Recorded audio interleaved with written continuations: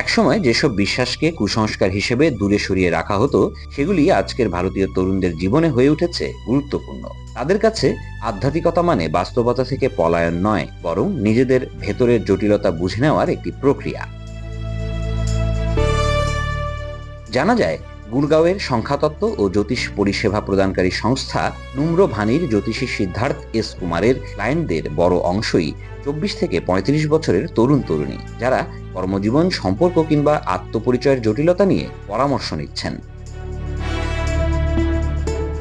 এক যুবক যখন নিজের জীবনের উদ্দেশ্য খুঁজে পেতে সিদ্ধার্থের দ্বারস্থ হন এবং জন্মছকে নিজেকে আবিষ্কার করে কেঁদে ফেলেন, কিংবা এক কিশোরী যখন সম্পর্ক ভাঙনের পর জানতে চায় কেন সে এত আবেগপ্রবণ, তখন বোঝা যায় তরুণ প্রজন্ম জীবনের প্রতিটি জটিল প্রশ্নের উত্তর খুঁজতে আধ্যাত্মিকতাকে হাতিয়ার হিসেবে নিচ্ছে। এটি শুধুই বিশ্বাস নয়, বরং এক প্রকার মানসিক থেরাপি। এই চাহিদার সঙ্গে তাল মিলিয়ে বাড়ছে ধর্ম ও আধ্যাত্মিক অর্থনীতির পরিসর। ভারতে এই বাজারের মূল্য ইতিমধ্যেই প্রায় 7 লাখ কোটি রুপিতে পৌঁছেছে। অনলাইন জ্যোতিষ পরিষেবা যেমন অ্যাস্ট্রোটক, অ্যাস্ট্রোভেদ কিংবা অ্যাস্ট্রোশিওর এআই ব্যবহারকারীদের তাৎক্ষণিক রাশিফল, মিলন ফল এবং ব্যক্তিগত সমস্যার উত্তর দিয়ে যাচ্ছে। 2025 সালের মধ্যে শুধু অনলাইন জ্যোতিষ শাস্ত্রের বাজারে পৌঁছাবে প্রায় 6,200 কোটি রুপিতে।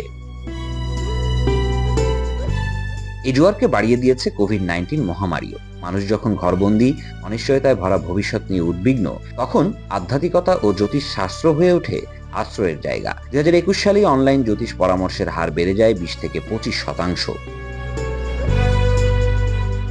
তরুণরা এখন শুধু মন্দিরে গিয়ে পুজো দিচ্ছেন না, তারা অংশ নিচ্ছেন ভার্চুয়াল পূজা, অনলাইন তীর্থ ও জ্যোতিষীর রুটিনে। 2023 সালে ভারতীয় ধর্মীয় ও আধ্যাত্মিক বাজার ছিল 58.56 বিলিয়ন মার্কিন ডলার মূল্যের, এবং তা প্রতি বছর প্রায় 10% হারে বাড়ছে। সামাজিক যোগাযোগ মাধ্যমে ব্যবসার প্রধান হাতিয়ার। ইনস্টাগ্রামে প্রেমানন্দ গোবিন্দ শরণ মহারাজের মতো আধ্যাত্মিক গুরুর ফলোয়ার সংখ্যা কোটি ছাড়িয়েছে। তার আশ্রমে আসছেন সেলিব্রিটি দম্পতি বিরাট কোহলি ও আনুষ্কা শর্মাও। এই দৃশ্যপট তরুণদের আধ্যাত্মিকতার দিকে আরও আকর্ষণ করছে। আজকের তরুণরা নতুন ব্যবসা শুরু করছেন চন্দ্রচক্র দেখে, ঘড়ি কিনছেন জন্মছকের অনুকূলে। একসময় যাকে কুসংস্কার মনে করা হতো, তা এখন তাদের সেলফ কেয়ার রুটিনের অঙ্গ। ভারতের আধ্যাত্মিকতা আজ ফিরে এসেছে নতুন রূপে, ডিজিটাল রূপে, এবং তরুণদের ভাষায় ফিরে এসেছে। News desk, Dhaka express.